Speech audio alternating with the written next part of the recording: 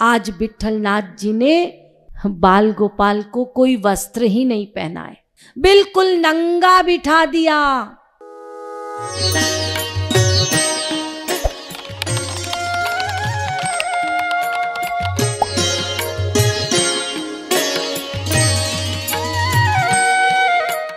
सूरदास अंधे,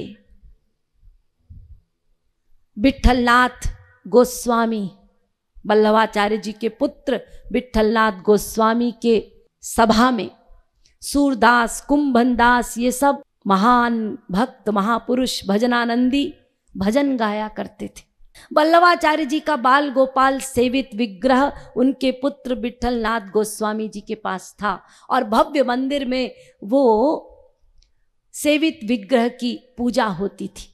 और बड़े आश्चर्य की बात कि वो बाल गोपाल को जैसा श्रृंगार किया जाता था, सूरदास जी अपने पदों में वही श्रृंगार का वर्णन करते थे। यदि गोपाल ने पीतांबर पहना है तो उनके पदों में वर्णन होगा कि आज गोपाल ने पीतांबर पहना है, कानों में कुंडल है, गले में माला है, सब वर्णन कर देते थे जैसा श्रृंगार होता था।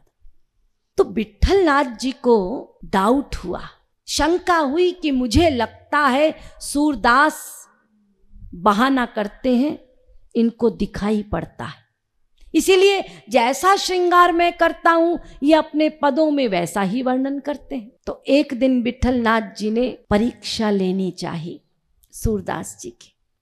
तो उन्होंने विचार किया कि कल मैं बाल गोपाल को एक स्पेशल ड्रेस पहनाऊंगा, तब देखूंगा सूरदास अपने पदों में क्या वर्णन करते हैं।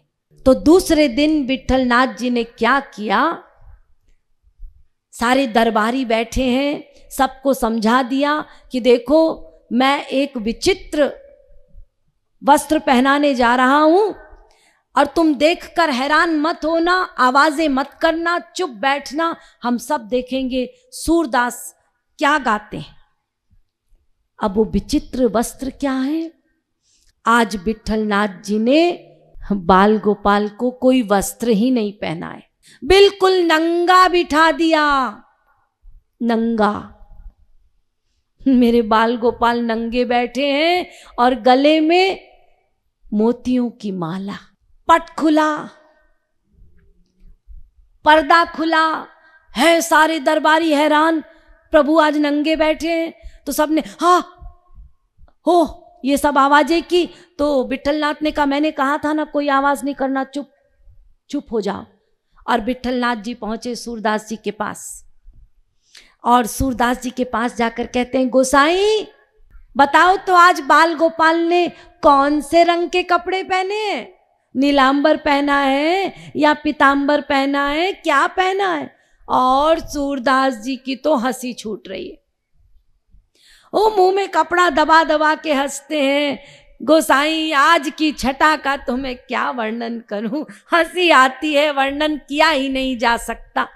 हाँ वही तो हम भी पूछ रहे हैं ना गोसाई, सूरदास जी जरा बताइए क्या पहना है आज आपके गोपाल ने, श्वेतांबर की नीलांबर की पीतांबर, क्या पहना है? तो सूरदास जी ने अपना एक तारा लिया और तानते हुए बोले कि आज हरि देखे नंगम नंगा, कि आज हरि देखे नंगम नंगा। मोतीमाल उर्माही विराजत, मोतीमाल उर्माही विराजत, छवि के उठत तरंगा, देखे नंगम नंगा। इतना सुनना था विठलनाथ जी के नेत्रों से झरझर आंसू बहने लगे। सूरदास जी के चरणों को पकड़ के बिलख बिलख के फूट फूट के रो रहे।